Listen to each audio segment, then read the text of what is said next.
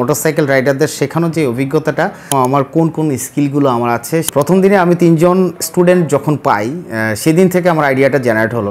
Emergency breaking বলতে অনেকে শুধুমাত্র ইঞ্জিন ব্রেকটা বুঝে, ট্রেইল ব্রেকিংটা না জানার কারণে সে বাধ্যবাধকতা নাই যেখানে আপনাকে রাইডিং শিষ্টাচার শেখাবে। আমি সাইফুল্লাহ সাইফ মোটরসাইকেল গাইড হিসেবে কাজ করছি।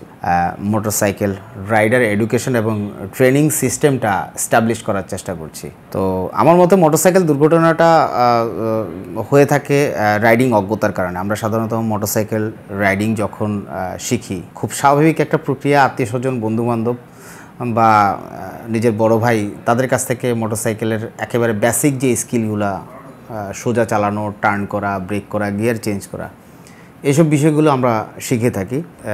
এবছর আমরা আমাদের আরেকটি প্ল্যাটফর্ম MSS, যেটার পরিচিতি হয়তো ব্যাপক নয় কিন্তু কাজটা অনেক বড়।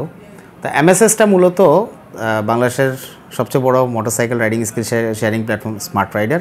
আমরা মোটরসাইকেল রাইডারদের দুর্ঘটনার ঝুঁকিগুলি গবেষণা করে আমরা MSSটা করেছি, যেখানে আমরা কর্পোরেট লেভেলে মোটরসাইকেল রাইডার এডুকেশন এবং ট্রেনিং সিস্টেমটা চালু করতে পারি। 2017 সালে আমি যেহেতু কর্পোরেট জব করতাম, 2017 সালে আমি চাকরি ছেড়ে দিই বললে তো আসলে আমার কাছে কেন জানি অপরাধী মনে হয়। চাকরি ছেড়ে দিইনি, আমার চাকরিটা চলে গেছে প্রাইভেট অর্গানাইজেশনে। সাধারণত যেরকম হয়, কর্মীর প্রয়োজন না হলে সাধারণত সেই জায়গায় লোকজন রাখে না। তো আমার ওইরকম একটা পরিস্থিতি থেকে যখন আমি বেকার হয়ে গেলাম তখন চিন্তা করলাম যে না নিজে কিছু করা দরকার। তো নিজে কিছু করা দরকার, তখন আমি চিন্তা করলাম আমার কোন স্কিলগুলো আমার আছে সেই স্কিলগুলো ব্যবহার করতে হবে। কারণ ইনভেস্টমেন্টটা ধরেই কোথাও করলে সেটা হয়তো ফলাফল ভালো হতে পারে, নাও হতে পারে, কিন্তু আমি যদি আমার মেধা শ্রম যদি ব্যয় করি তাহলে আমার অন্তত লস হবে না। তো আমার বাবার সাথে আমি শেয়ার করলাম চাকরিটা চলে যাওয়ার যেদিন চলে গেল সেদিনই আর চাকরি করব না, আমি ব্যবসা করব। তো বাবা বললো করো, তোমার এখন বয়স আসে, এখন যদি তুমি লস করো তোমার কাটিয়ে ওঠার সময় সুযোগ আছে। যে আমাকে পরামর্শ দেওয়ার মতো এটাই ছিল আমার বাবার শেষ পরামর্শ। বাবা হয়তো এখন এই দুনিয়াতে নেই। তো উনি বলেছিলেন যে তুমি এখন শুরু করবা, তুমি যদি লসও খাও তুমি আবার উঠে দাঁড়াতে পারবা। তো সোশ্যাল মিডিয়ার মাধ্যমে আমি প্রথমে একটা রাইড শেয়ারিং অ্যাপের একটা ইউজার গ্রুপ ছিল, পাঠাও ইউজার গ্রুপ। তো পাঠাও ইউজার গ্রুপে আমি প্রথম দিন, আমার যেহেতু মোটরসাইকেল ছিল, প্রথম দিনে আমি একটা পোস্ট করি যে আমি বাইক শেখাবো।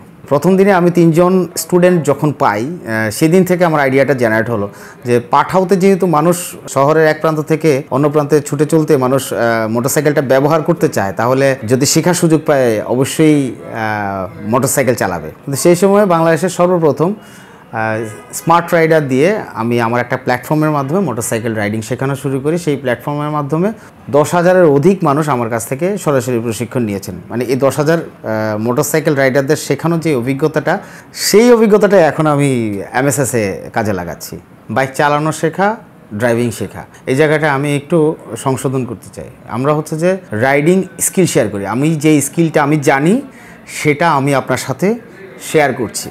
রোড স্ট্র্যাটেজি জানি না, 17 ধরনের বাহনের সাথে আমাকে কিভাবে চলতে হবে, ব্লাইন্ড স্পটগুলো পরিহার করতে হবে, অপ্রত্যাশিত বিষয়গুলো যখন আমার সামনে চলে আসবে তখন আমরা কি স্কিল ব্যবহার করবো। অ্যাডভান্স স্কিল বলতে যেটা আমরা বুঝাই counter steering, counter balancing, emergency breaking. Emergency breaking বলতে অনেকে শুধুমাত্র ইঞ্জিন ব্রেকটা বুঝে, কিন্তু ইমার্জেন্সি ব্রেকিংয়ের মধ্যে কিন্তু ট্রেইল ব্রেকিংটাও আছে। সাধারণত স্পিডিং যারা করে তারা কার্ভ কর্নারে দুর্ঘটনাটা সবচেয়ে বেশি করে। ট্রেইল ব্রেকিংটা না জানার কারণে সে স্কিডিং করে, আর ব্লাইন্ড কর্নারের সম্পর্কে সে না জানার কারণে দুর্ঘটনা ঘটায়। এইটা হচ্ছে যে একেবারে কমন রিজন। সেগুলো অ্যাভয়েড করার জন্য যে ইমার্জেন্সি স্কিলগুলো যেগুলো বলে থাকি বা জীবন রক্ষাকারী skill, counter steering, counter balancing, emergency breaking, পড়ে যাওয়ার কারণটা কিন্তু লাস্ট মোমেন্টটা, তার লাস্ট যে অ্যাকশনটা অনেকেই জানে না কিন্তু শেয়ার করে না। ট্রেইল ব্রেকিং শেয়ার করেছে, ইমার্জেন্সি ব্রেকিং শেয়ার করেছে, কিন্তু লাস্ট মোমেন্টে আমার স্কিলটা থাকা সত্ত্বেও কেন আমার দুর্ঘটনা ঘটলো তার একটা মাত্র কারণ হচ্ছে লাস্ট মোমেন্টটায় আমি ভালো প্র্যাকটিস করি নাই, ভালো জানি না, যার কারণে দুর্ঘটনাটা হয়েছে।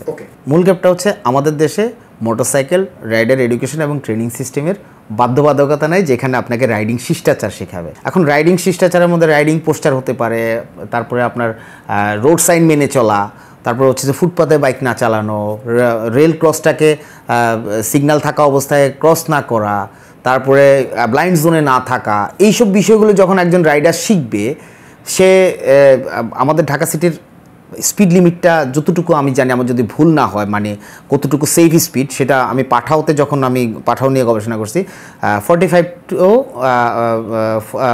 টু 45 হচ্ছে যে অ্যাভারেজ ঢাকা সিটির speed limit, safe speed limit. তো এই স্পিড লিমিটটা হচ্ছে সেফ। 30 করে দেওয়ার অর্থ হচ্ছে যে আমি 30-তে চলছি, এক্সট্রিম লেফটে চলছি। এক্সট্রিম লেফটে থাকে দোকানপাট থাকে, পথচারী থাকে, তারপরে হচ্ছে যে উল্টো দিক থেকে বাহনগুলো আসে। এখন সবগুলো রোড ডিভাইডার কিন্তু ব্লক, একটা জায়গা ঘুরে গিয়ে কিন্তু আমাকে টার্ন করতে হয়। তো একটা জায়গায় টার্ন করতে উল্টো দিক থেকে লেগুনা, সিএনজি এরা কিন্তু শর্টকাট আসে, এদেরকে কিন্তু থামানো যায় না।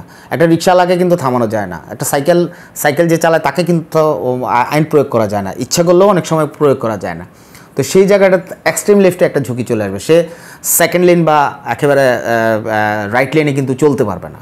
আর সেকেন্ড লেন রাইট লেনে যদি চলতে চায়, তার স্পিডের সাথে অন্যান্য বাহনের স্পিড ম্যাচ করবে না, বা সে একটু প্রোঅ্যাক্টিভ হতে পারবে না, তাকে সে নিরাপদ রাখতে পারবে না। আমার মনে হয় এই জিনিসগুলো একটু বিবেচনায় আনা উচিত। ওকে।